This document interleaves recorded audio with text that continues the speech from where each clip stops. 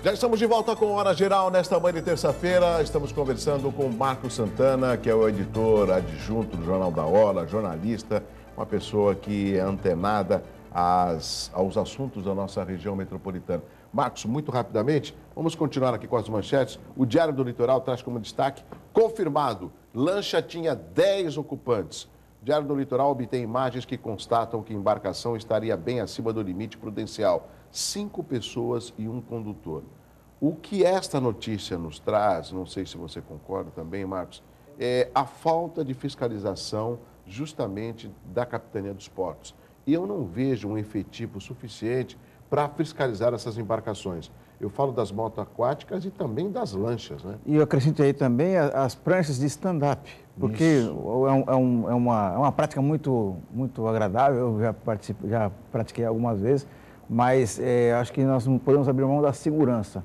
Então, o que a gente percebe é que a grande maioria dos praticantes, eles obedecem às normas de segurança, mas alguns mais aventureiros, eles ousam entrar no canal do estuário, tentar tirar um racha com os navios. Então, até acontecer uma tragédia, que aí vai se repensar em disciplinar, em restringir o acesso das embarcações. Então, enquanto isso não acontece, é melhor que não aconteça, é melhor que se faça uma campanha de conscientização dos praticantes para evitar uma tragédia, né? Olha, Marcos, eu não sou pessimista, eu sou realista, mas eu estou chegando à conclusão que essas campanhas de conscientização, elas não chegam a lugar nenhum. Porque quer mais campanha de conscientização para informar o motorista que ele não pode dirigir alcoolizado, que o motorista não pode beber e dirigir, e o que a gente vê é uma quantidade enorme de acidentes de trânsito envolvendo motoristas embriagados, por exemplo? Exatamente. Agora, parece que a aplicação da lei a gente não percebe nada. No bolso, mas... porque a lei dizia, né? A lei diz que a pessoa vai ser presa em flagrante. Isso. Mas na prática a gente percebe nos noticiários, fulano pagou não sei quanto de fiança, e saiu andando pela porta da frente da delegacia. E a vítima? A vítima morreu.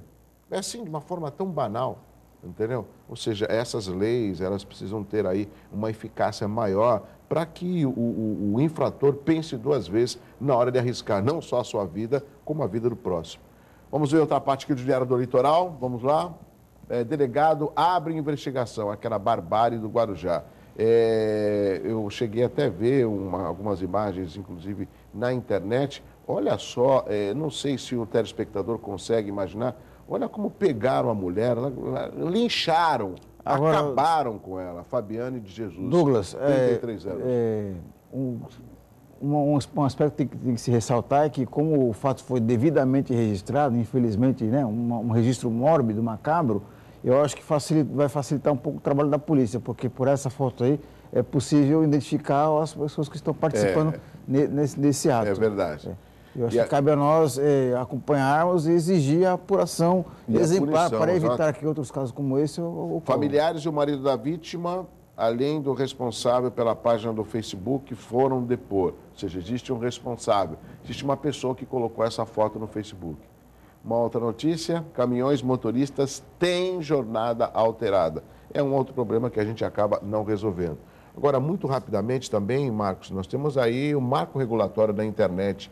E um dos itens é que aquilo que for publicado erroneamente só pode ser retirado através de uma ordem judicial. E que me preocupa muito mais, porque até você colocar uma publicação e ter as consequências, quantas vidas, por exemplo, serão ceifadas até que se tire uma publicação no ar? O caso explícito é da Fabiana de Jesus, de 33 anos, por exemplo. A internet é uma coisa muito ágil, né? Então, para o bem e para o mal, né? Para o bem, que permite que uma ferramenta muito mais eficiente para você fazer o seu trabalho escolar, para usar no seu trabalho legislativo também, é uma ferramenta muito importante, mas, por outro lado, também como se fosse um rastro de pólvora, né? E a má informação, a calúnia, a difamação, o preconceito, né? A intolerância, isso aí ganha uma abrangência muito maior. Então, eu acho que a população precisa colaborar também, fazer a sua parte, evitar publicação de conteúdos preconceituosos que incitem a violência, que estimulem a intolerância, mas também, assim que perceber uma prática abusiva, denunciar as autoridades, né? Por exemplo, Marcos Santana, você é jornalista, eu também sou jornalista.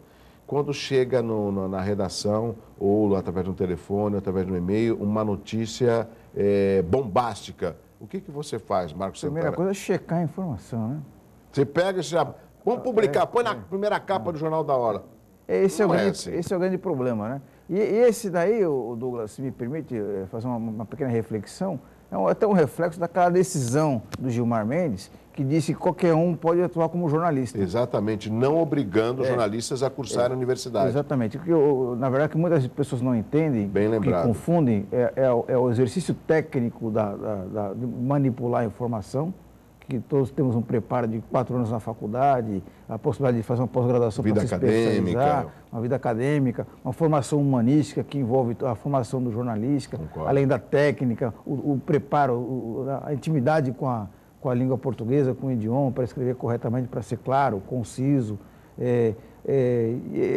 O Gilmar Mendes, ele confundiu isso daí com a prática liberdade de expressão. Todos temos liberdade de expressão, mas agora, para fazer a ação técnica de manipular, quando digo manipular, não distorcer, mas de preparar essa informação para transmitir à população, existe todo um preparo técnico que só a Faculdade de Jornalismo dá. E essa responsabilidade o programa Hora Geral tem com os convidados e com os temas. Eu sou muito ponderado na hora de fazer determinadas críticas. Às vezes eu reproduzo aquilo que sai nos jornais para comentar com os telespectadores. Mas isso que você falou é fundamental, ou seja, o Aloysio Azevedo, que é o cientista político, uma figura que eu tenho grande respeito, ele falou algo que eu achei fundamental já tem alguns anos. A internet, ela te dá a informação, não a formação, entendeu? Então você tem que saber aquilo que postar. E as próprias redes sociais e o Facebook em destaque, as pessoas não utilizam como deveriam. Eu posso simplesmente colocar uma foto do Marcos Santana e falar assim, o cara que ganhou na Mega Sena e fugiu de Santos.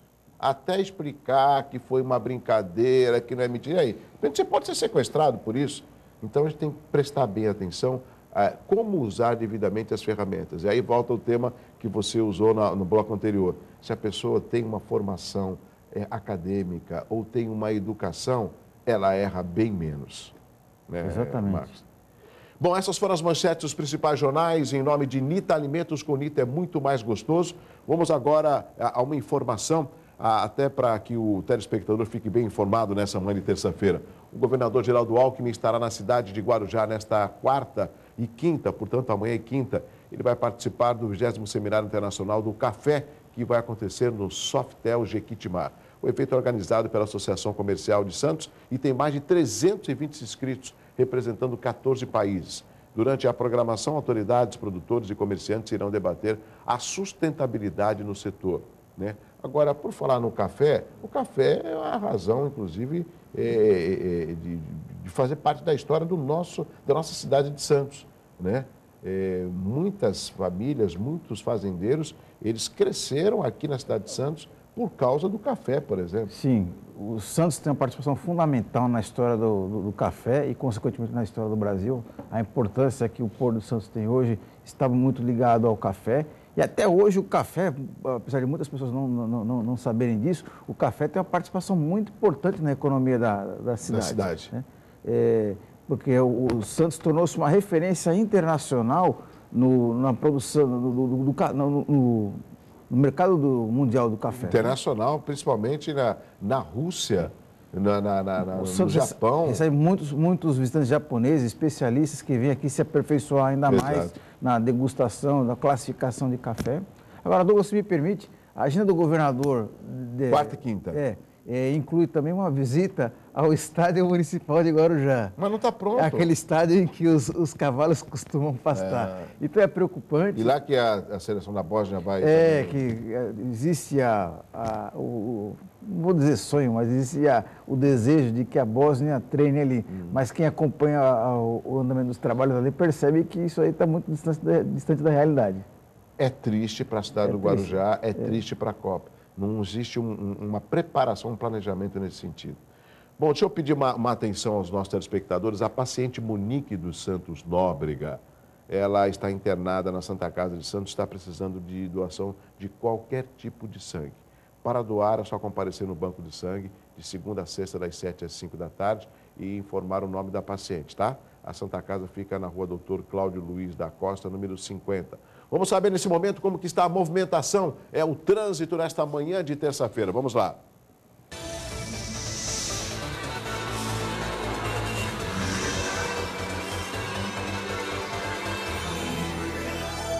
Sistema Anchieta Imigrantes funciona na operação 5x3. Os motoristas encontram tráfego lento novamente na chegada a São Paulo.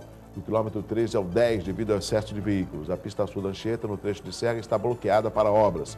O motorista que vai para a capital deve utilizar o trecho norte da Imigrantes.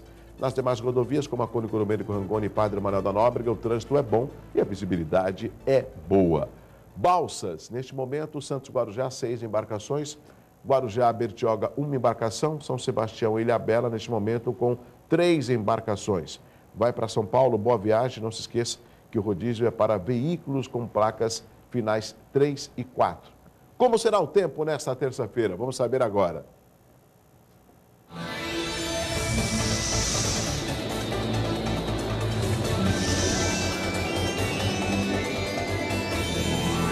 Tempo bom durante todo o dia na Baixada Santista. Segundo o Instituto Clima Tempo, não vai chover nesta terça. E os termômetros em Santos marcam a mínima de 19 e a máxima de 29 graus. Este é o Hora Geral. Nós estamos conversando com o Marcos Santana, que é o editor adjunto do Jornal da Orla. No próximo bloco, vamos discutir alguns assuntos ligados à nossa região metropolitana da Baixada Santista. Tá certo? São assuntos importantes e eu quero a análise do Marcos Santana, até porque ele semanalmente tem muitos assuntos que são divulgados no Jornal da Hora. Mas aqui essa oportunidade de conversar com os nossos telespectadores. Rápido intervalo, na sequência eu volto com Hora Geral. É muito rápido.